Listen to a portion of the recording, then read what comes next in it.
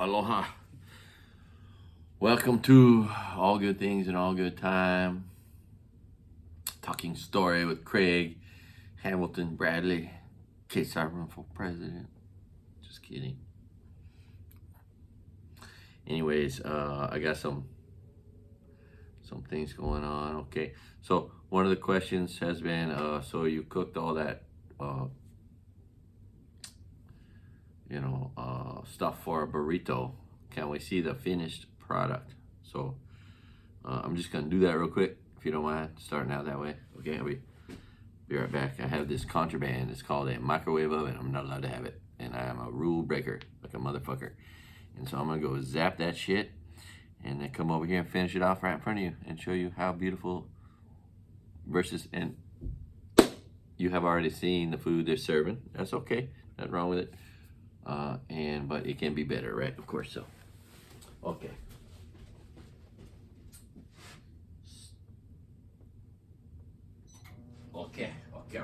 all right. Now if you're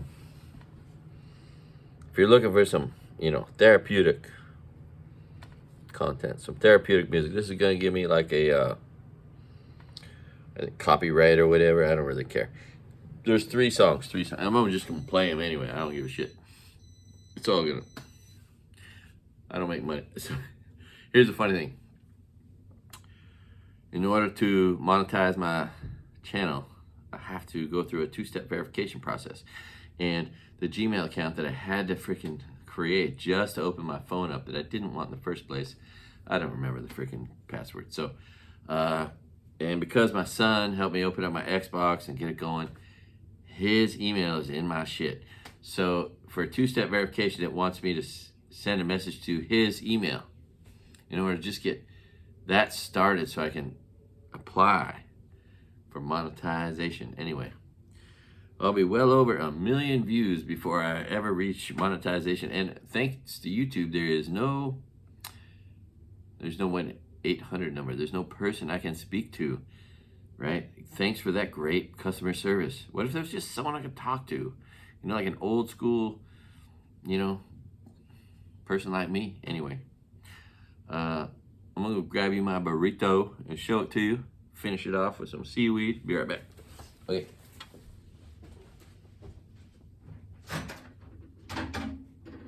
Oh, let's go. A little more heat on that. Okay. All right. Okay, so let's play that. So if you want some therapy, this is Kaylee Rogers singing Hallelujah, a 10-year-old autistic girl. This is on YouTube. And even though they're going to copyright this for me, I'm just telling you, this is great stuff. This will make you cry, a good kind of cry. I'm just going to start it. Okay, let's go. Let's go, Kaylee Rogers. Oh my gosh, she's so good.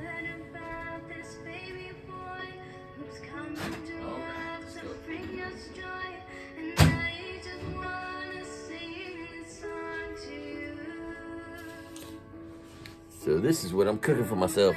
We got some tri-tip, some eggs, mozzarella cheese, veggies, potatoes, all kind of flavors, garlic and onions, and oh, it's beautiful.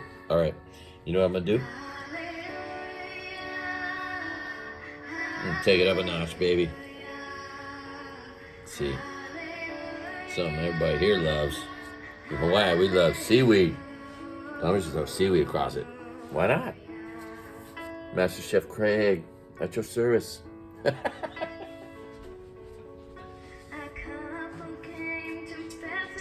All right, we're having a good time now. Okay, are we having a good time? Are we having a good time? I'm having a good time. Cheers. I've been a slobbering, crying little mess, like a little girl. No offense to little girls, just crying. Oh, this is the stuff. You've never seen this. She'll give you a good cry every time. It's okay to have a good cry. You know what Jimmy B said? The great coach, Jim Valvano. He said, you gotta cry, laugh, and think every day.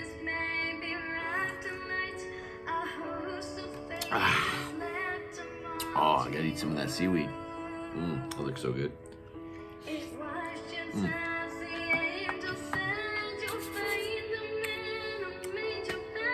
So after you listen to Kaylee Rogers singing Hallelujah, oh my God, then you gotta try Pentatonics. Best musical rendition of it ever. Hallelujah, again. 2 versions of Hallelujah. Then after that, listen to Rise Up by Andre Day. That shit. It's good shit. And I think we're just gonna do that, even though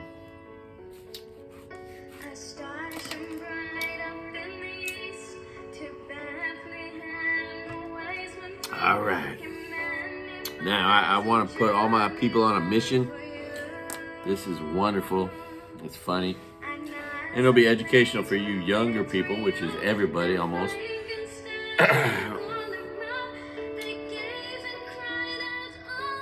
So, check it out. I now have 4,500 subscribers. Thank you very, very much. Appreciate you so much. One of my childhood heroes. Somebody we need to give some love to.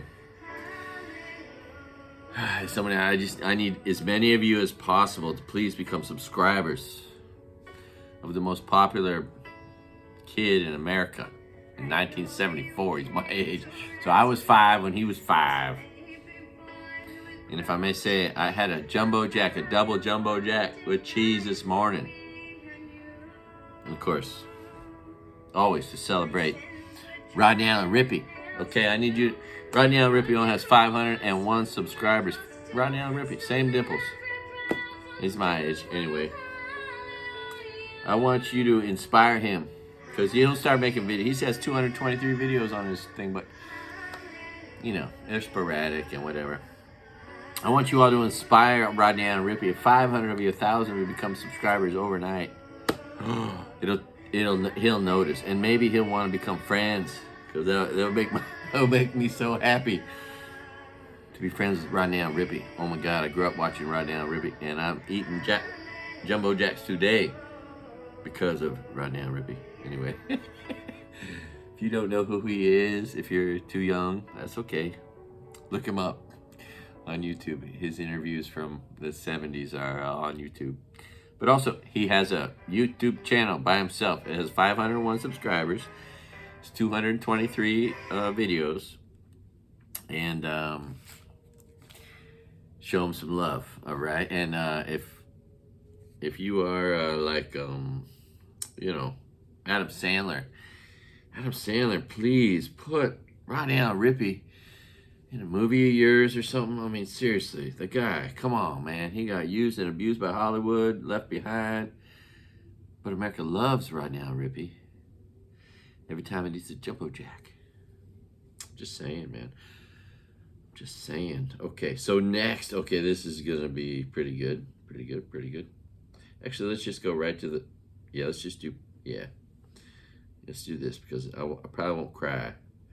The next video might make me cry, because it's just so... Underday, it just gets me crying. Pentatonics. Hallelujah. There it is. Okay. That's the stuff right there. Okay. Okay. All right. There we go. Let's, okay. Okay, so covered Rodney Allen Rippy. I'm gonna cross that out. Rodney Allen Rippy. All right. Thank you, Rodney Allen Rippy. You seem like a wonderful person to this day. Okay. My curiosity. Let's talk about this fire seriously for a moment, man. So if I was going to imagine like a solution to all this in the moving forward for anybody and everything, it looked like we had all day. That the fire started in the morning, right? And what if there was just a system where, because like on Oahu, there's giant military planes that can take whole fire trucks that can drive up in them and fly over here, right? Like from the moment that fire started, it could have been the case that, sorry, I gotta stop. Okay. Anyway, okay. So if you think about it, like, what if the military over on the Oahu, the big military base, they've got fire fighting capabilities. There's Oahu firefighters. If you could just drive those trucks, which you can, right onto a giant cargo plane, fly it over here in 30 minutes, you could get them over here. It's a 30-minute flight. If you could get them on the plane in 30 minutes and get it in the air, you could get all kinds of resources here in an hour, and then it takes 40 minutes to drive here. That should start in the morning. What if we had a system where we were just bringing resources? Like right now, we have all these military planes in the sky. Way too late. Chinooks and giant cargo planes that could fit trucks inside of them that drove up in and out easy. Like water tankers could just drive up into a freaking military vehicle, fly here, drive out full of water because they can hold so much cargo. Anyway, some kind of coordinated system where when a fire started, that's just what you did. You just mobilized freaking military and domestic, all firefighting resources towards that place where there's fires, still with the capacity to fly them back on a hurry if you needed to. Like, oh, there's a fire over here, you could fly them anywhere. If you had that capacity, if you had that interaction with a big giant cargo military plane that can handle stuff that big, you could totally coordinate that. And if I was running things, that's the kind of thing I would do, you know, if I was president. Anyway, all right. Thanks for letting me share that with you. Yeah, local stories. It's pretty sad. I mean, they still don't know much. There's just so few names, and there's so many more to find out about. Yeah. And then or many of us, whatever, we've had our own experiences. So I figured out all my videos. I didn't realize they were all started after 4 o'clock. I thought I went out in the morning. Well, so the whole day I just running around like a rat in a cage in my house. Just like looking at the fire, watching the fire, worried about it. Anyway. Yeah, so pentatonics, alright?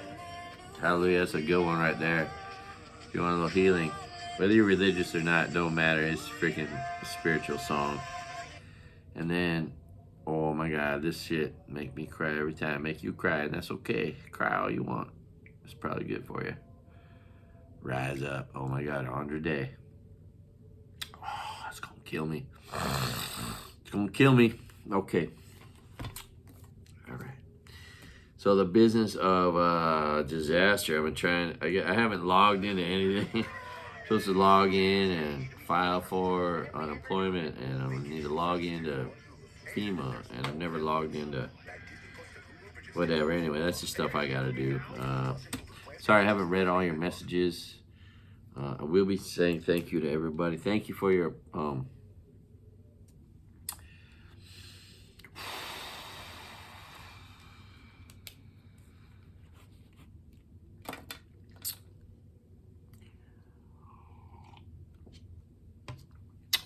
God.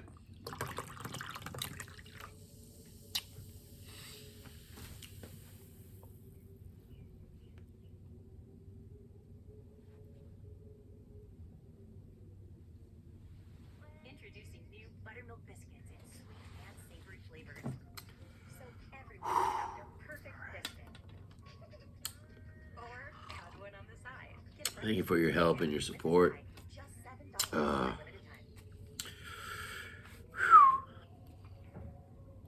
All right, let's go back. If you go back on my videos, there's this place. It's so freaking amazing. It's right outside of the gates of Baxter State Park in upstate Maine, where there's these ponds that are like lakes. They're like 1 by 2 mile wide ponds, they call them, but they're like lakes. They're amazing. I mean, Togue Pond is so beautiful. Anyway, there are 3 videos on my channel, about 100 videos back, of Togue Pond, and you should just take a look. But what's cool is, there it is. So, we gotta turn that up a little bit. Don't mind me. It's gonna be copyrighted. I don't give a shit. I don't make money anyway.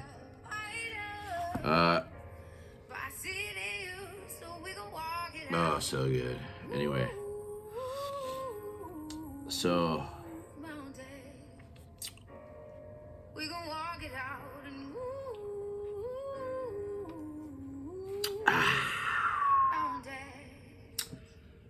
so these ponds have these shacks with canoes you can rent on the honor system for $1. And it's the most beautiful place you've ever seen, or one of them. So, but I have 3 videos on that. If you go back 100 videos, that's Togue Pond. It's no joke. And that's at the end of the Appalachian Trail. You don't have to go into the park. I recommend maybe not even doing it. It's such a weird park, but anyway. And then while you're sitting there at Togue Pond, barbecue pits, it's free parking, barbecue pits, canoes for $1, a place to swim a mile out if you want to swim, if you're a swimmer. Anyway, that's one of the best places in America. Maybe I'll get there on my next trip. I'm going to drive across country soon, so just want to tell you about Togue Pond if you've never been there. And there's other ponds all around it, and they all have shacks with canoes for $1. It's just incredible. Anyway, so, oh, shucks. All right, I got stories for you. Thanks for working through this with me. First story is a chewing tobacco story. I was riding down the middle so I rode a bicycle across the United States 3 times. You don't know it. And, turn that down, sorry. I was in the middle of Indiana, and, we got them weird liquor laws in some places, so couldn't buy liquor on a Sunday or whatever. Anyway, I'm riding my bicycle. I pull up on these 2 guys outside of a store that's closed, and they've been picking corn all day, $7 an hour, overalls. Can of chewing tobacco in the front there, in the overalls. And I pull up, and we talk story a little bit. Of course, I'm a cyclist who's not in spandex, or if I do, it's underneath normal shorts, so that helps. And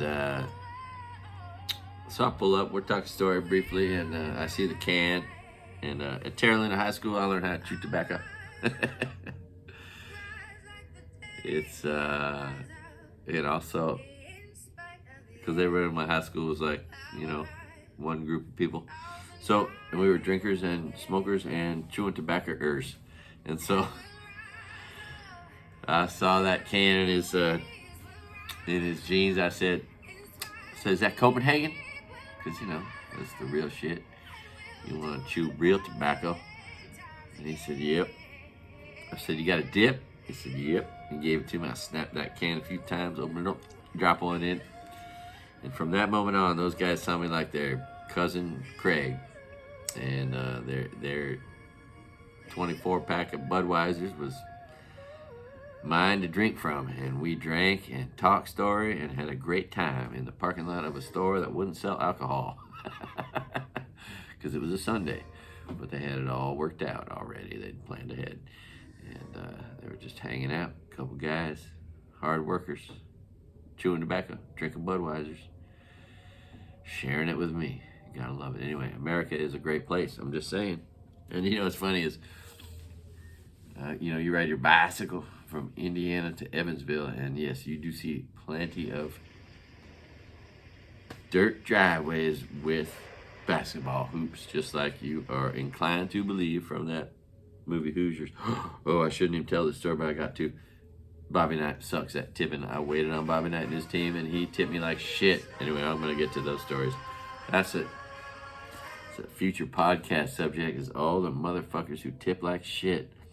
Me and all my friends know who those people are because we've been the ones who've been tipped like that by them. So anyway, that's going to be a big subject of my podcast when I have one, if you don't mind. All right. Okay. Okay, so let's talk about... Oh, shit. Oh, that's terrible stuff. Let's turn that off. Okay, so you got those 3 songs. Or 2 songs, really. Hallelujah. That shit is helpful in times like this. And then Rise Up. That is just nothing better than Rise Up by Andre Day. I tell you what. Okay, so I got a story. So this is a good story. Cheers. So I'm in the Hamptons in New York, okay? Come across from Point Judith to Block Island to Montauk into the Hamptons. So it comes with a picture. And I pull up to the West Hampton Beach. Now at the West Hampton Beach there is a concession stand where a nice old man named Ira will cook you a burger or serve you a beer or sell you a towel or some sunscreen, make you a sandwich. It's just the all-around place where you can get just what you need at the beach. So I come up there with my bicycle, you know, and I start talking to him for about 3 or 4 minutes maybe. And he says, son, hold on a second. And he comes around and he breaks off a key and says, son, I want you to stay in here tonight. Let me bring you inside and show you around. Unbelievable, right? I mean, I known the guy 3 minutes. So he brings me inside this place right here. I have a picture of it. It's one of the random things I saved, you know, when that thing happened. So this is the inside of the concession stand at West Hampton Beach, right on the pier, okay? So this sweet old guy tells me that his son is at Yale currently studying, maybe law, I don't know, but he's a Yale student, and he's a similar age, and he sees a little bit of his son in me. So he brings me inside and he says, son, look around. He said, whatever you want, whatever you need. He shows me where I can make a sandwich. He shows me where the towels and sunscreen are. Shows me where the beer is. Says, you know, take whatever you want. Take whatever you need. This is so beautiful. Oh my God. He says, I don't even want to know what you took. He says, don't even tell me. I don't care. I don't care what you take. Just take whatever you want. Take whatever you need. Don't bother to tell me. I don't care. Sorry there's no bathroom in here, but here's the key. You can sleep in here tonight. And so there I was, suddenly with a safe place for the night. No bathroom, no big deal. But it happened to also be Wednesday. So that meant in town, it was ladies' night at Casey's Bar and Saloon. So I was told by everybody, go to Casey's Bar and Saloon. It's Wednesday night, so I go there. I'm the first person there. My bartender at the bar, well, first of all, I asked the guys out front, can you watch my bike? They say yes. Okay, so I go inside. I'm the only one there, and my bartender is Anne Marie Lynch, a beautiful, beautiful woman in like what would now be like a Lululemon outfit, but it was a red, tight-fitting jumpsuit, smoking hot, like 26 years old. Smoking hot. Just smoking hot, blonde. And we get to talking, and she tells me she has a place in New York City where I'm headed, and that she works at a place called Danceteria. Now, this is where Madonna was discovered, at Danceteria, 55th Street in New York City. Interesting enough, right? I didn't know all that at the time, but nevertheless, she said I was working. So, cheers.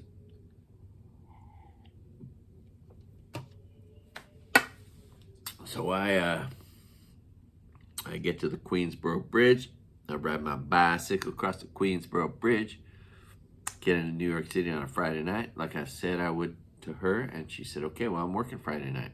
Come see me at work.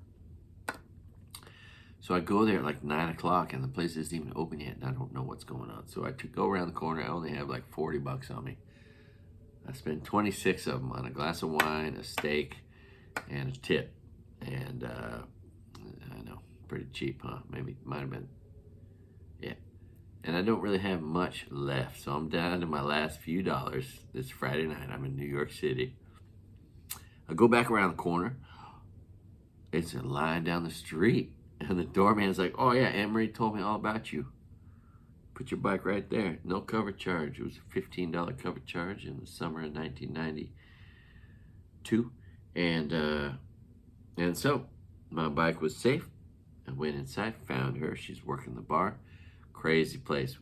Crazy, just wild. Different little labyrinths in there and weird stuff on the walls and women dancing with no shirts on. It was just fantastic. So Anne Marie says, I'm not feeling well. I'm gonna get off work early. She gets off work. She gives me a couple free beers. She gets off work. We put my bike in her green Subaru. She takes me to the Upper West Side, 83rd Street, and says, takes me to her apartment and says, here's the key to my apartment. I'm going to my boyfriend's for the weekend, have my apartment for the weekend. Basically, a perfect stranger gives me her apartment in New York City on 83rd Street for the weekend. That's amazing. Oh my God. So, yeah, that's its own story. And there's more to the story. I don't want to go at too long of a length. I'll tell the rest of the story. It's kind of good. Well, all right. No, I should. Okay, I'll tell it. Okay, so then I rode all over New York City. I found a kid in New York City that could find me, he helped me get I don't know, ounces of Colombian weed. See, on the West Coast, you get Mexican weed, brown weed, but you don't get Colombian easy Jamaican. No, it was Jamaican. It was that dirty looking Jamaican that got you super stoned. Yeah, it was Jamaican. And so I got an ounce, half ounce or an ounce of weed through him. But he lived on freaking Park Avenue, and his dad made these commercials of animals, pets, cats, dogs. And so we went to a studio, watched his dad make cat and dog commercials. And then we went to his freaking Park Avenue, Fifth Avenue apartment house, and it was gorgeous. And that was interesting. Anyway, that's most of it. But that guy's out there somewhere. Burned up in the fire is the names of these people. I have names, but that's part of the fire that kills me. Anyway, thanks for letting me tell you that gosh darn story. Gee whiz heck. And you know what? I'm going to save that story for the next one. It's not really a happy story, so that's better anyway. All right, future podcast. I'm going to start doing podcasts of normal people. I'm going to interview Barr and his dog Wallace for, the fire purposes. But if he's willing, I'm going to make him maybe, or if I can find, anyway, I want to start a podcast of normal people, real people. People who, aren't these weird famous people who are doing all these podcasts. Anyways, okay. And I'm thinking, right now there's this vacuum. All the Late Show people are out of business. They can't do their jobs. Fine. I don't need a writing crew. I can write a monologue every day and maybe find someone to interview. So I'm going to start my own kind of like show. And if there's one thing the pandemic taught us, it is that these comedians, all they need is a desk and a camera. They could do their show. So why can't I do a show like that? And since there's no late night comedy, well, someone needs to help out. So I'm going to do my best. I'm just saying, all right? No offense to the writers, but I can write my own show. So that's that future Late Show. Places I'm going to take my kids across the United States of America. Pretty soon we're going to go coast to coast to coast. I'm going to show you some stuff and find some new stuff and make some content. I'm basically take my camera wherever I go and show you what's in front of it. All across the United States. Obviously my kids who lost their jobs, and who are going to find out about friends of theirs who've died, They could use getting away from here. They need to see their grandmothers. They're both in their late 80s or 90s. So I'm taking my kids to see their grandparents, and we're gonna get away from all this death and carnage, and so. But that'll be interesting for the show. We're gonna go to great, cool places, visit some cool friends. We're gonna go to Casa Bonita and lots of other places too. So that just something to look forward to, something for my channel to hopefully I can keep working on it, growing it. This might become all I ever need to do for the rest of my life, in addition to comedy. Well, I'm going to try to make a comedy store, and then, of course, maybe get into politics. If you keep supporting me, I'm going to try to make the world a better place. All right, okay. So that's future. What do we got here? We got places. Yeah, I'm going to take my camera places. That's that line right there. I'm crossing it out. Oh, my God. I got to go to the bathroom so bad, but I'm just going to hang in there and hold it. Thank God I still got one. Okay, let's talk about dental hygiene. Seems like off topic, doesn't it? Yeah, that's the best part of it. So, okay, if you never scrape your tongue, try scraping your tongue. Oh, my God. Oh, my God. There's some shit on your tongue you would not believe. You'll thank me for that. I'm just saying. Someone needs to tell you, scrape your tongue. If you don't do it already, you're not going to believe the shit that's on your tongue, the plaque. Oh, my God, especially if you haven't been doing it. Okay. So, that's my bit on hygiene. Just trying to make it a little better place, and make breath better everywhere. I got a slight joke, kind of. I don't know. Have you seen Jonah Hill? Have anybody seen Jonah Hill lately? He is a grown-ass man all of a sudden. It's amazing. It's amazing. Jonah Hill's a grown. He got a beard. Looks like a man. It's so cool. He was like a 14-year-old for 25 years. Anyway, just think about it. Like the day his balls finally dropped, like it went from new balls to old balls in the same day. Yeah. They dropped, and then they dropped another 8 inches on the same day. But I'm just glad his balls dropped, and he's now a grown-ass man. It took poor Jonah Hill, until he was 48 years old. Is that what to become a grown-ass man? He was a child for 30 fucking years, the poor guy. Oh, God, the poor guy. Must have been so hard being a child for so long, having those balls stuck up in wherever they sit, and then finally coming. I'm just glad he finally got some balls to hold on to. Anyway, that's my comments on that. Thank you guys for your support for my channel, for my recovery. Of course, I did lose everything like lots of people, but I also want to keep this channel going forever. So let's just stay friends and interacting. And I love you guys. Oh my God, I can't even believe the donations from friends. And oh yeah, no family have donated. Oh my God, so friends have donated so much. And they are my family. But I have no family that have called to care about me. No family has worried about me. No family has called me to talk about, are you okay? Are you alive? It's like, it's just funny. But my friends, oh my God, they are my family, of course. And then now strangers have started to just, I've got $800 from a person anonymously, $500 anonymously. Friends, oh my God, and friends giving me that I haven't, childhood friends give 500, 250, crazy, thankful. Anyway, I just can't even believe it, and I thank you so much. And I have probably enough money to survive the next 2.5 months already, and I haven't even gotten help from the government much. So that's fucking exciting and amazing, and that allows me to just keep making content and make it like a job and focus on it. I'm going to keep working at making content for my peoples. And thank you for being such nice people. I feel like the people who watch my channel are the nicest people in the freaking world. You should hear what you say to me. Oh my God. Every once in a while, I try to get into some comments, and they just make me so goddamn happy. I start crying. Anyway. All right. Okay. All right. Okay. And finally, I've said this joke before, but it is true. And recently I took it up a notch. I love to send because I think people send too many stupid text messages to each other. I don't know about you, but it's just stupid. Like, that's one of the reasons I fear a relationship. Oh my God, I'm gonna have to like text some woman where I'm at all the time and what I'm doing, and if I don't respond fast enough, she's gonna be mad at me. Like, that's the mad ass world that we live in. Anyway, because I'm a rebel, I'll send my friends text messages that just say text message, and then the next day I see them and I'm like, hey bro, you get my text message? Like it meant something, you know, because it's like saying fuck you to text messages. Anyway, that's beautiful. But recently I took it to another level. I turned it up to 11, you know.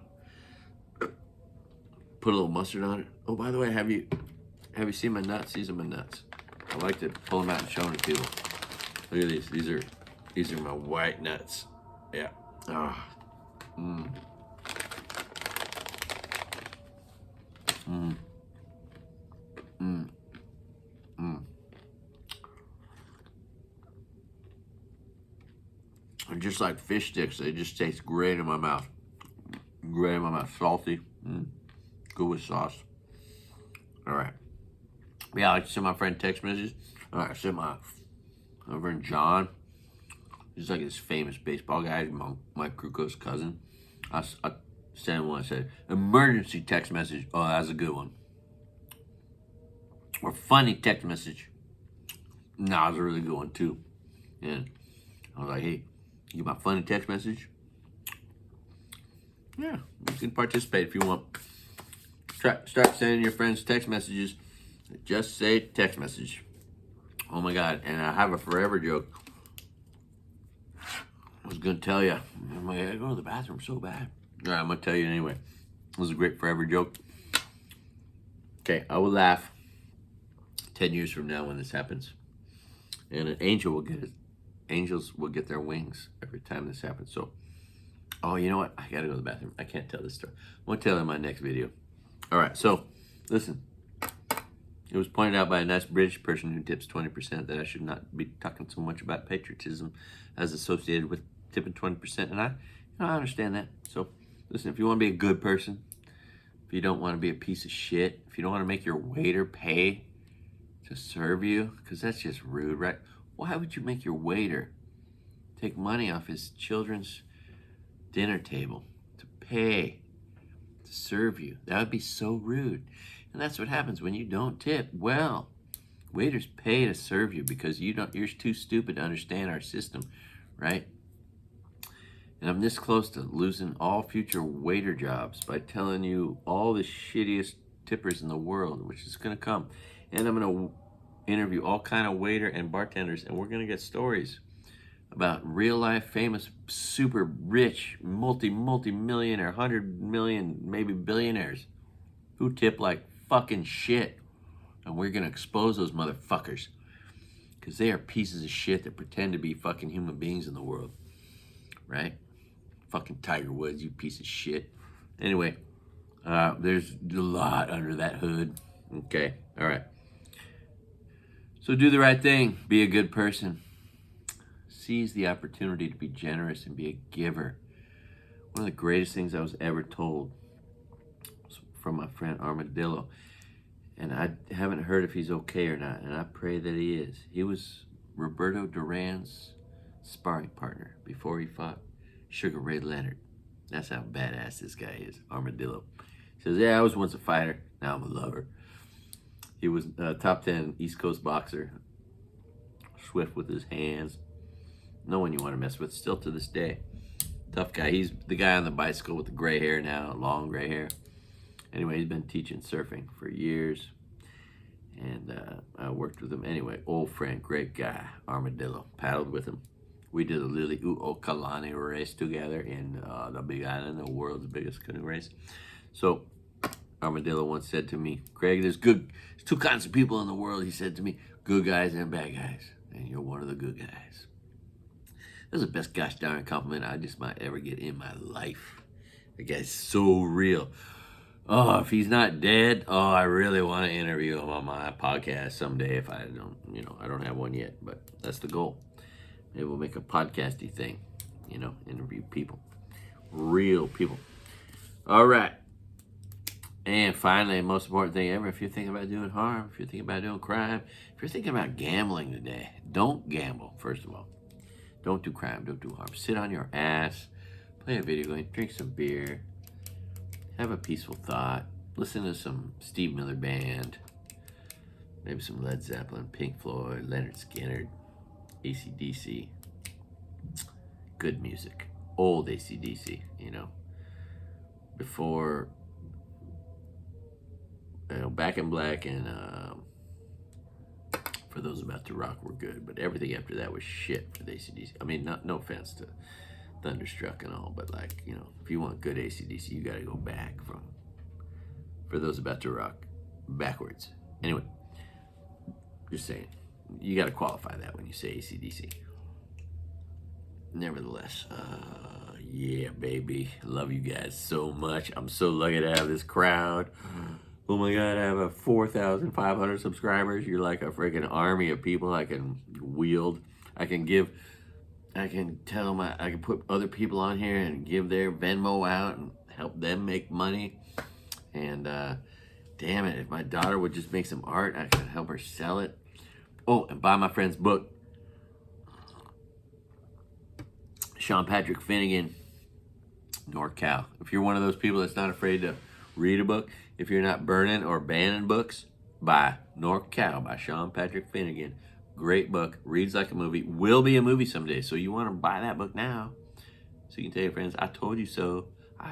And I could totally hook you up someday if you need to get that book signed. I'll find a way to get it done. Okay, all right, love you guys. Aloha.